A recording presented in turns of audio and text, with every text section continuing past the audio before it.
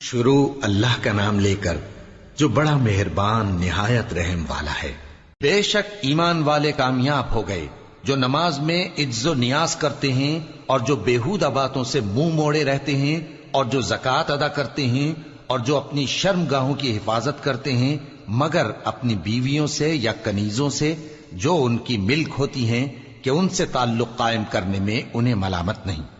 اور جو ان کے سوا اوروں کے طالب ہوں وہ اللہ کی مقرر کی ہوئی حد سے نکل جانے والے ہیں،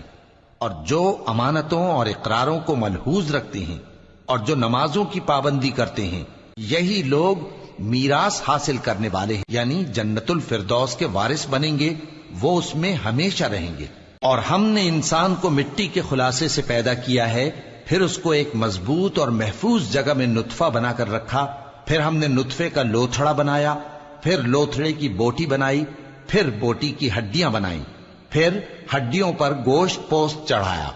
پھر اس کو نئی صورت میں بنا دیا۔ سو بڑا برکت والا ہے اللہ جو سب سے اچھا بنانے والا ہے۔ پھر اس کے بعد تم مر جاتے ہو، پھر قیامت کے روز اٹھا کھڑے کیے جاؤ گے، اور ہم نے تمہارے اوپر کی جانب 7 آسمان پیدا کیے، اور ہم خلقت سے غافل نہیں ہیں۔ اور ہم ہی نے آسمان سے ایک اندازے کے ساتھ پانی برسایا، پھر اس کو زمین میں ٹھہرا دیا، اور ہم اس کے نابود کر دینے پر بھی قادر ہیں۔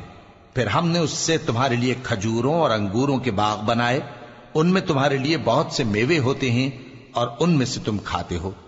اور وہ درخت بھی ہم ہی نے پیدا کیا جو طور سینا کے دامن میں ہوتا ہے، یعنی زیتون کا درخت کہ کھانے کے لیے روغن اور سالن لیے ہوئے اگتا ہے۔ اور تمہارے لیے چوپایوں میں بھی عبرت ہے کہ جو ان کے پیٹوں میں ہے اس سے ہم تمہیں دودھ پلاتے ہیں، اور تمہارے لیے ان میں اور بھی بہت سے فائدے ہیں، اور بعض کو تم کھاتے بھی ہو،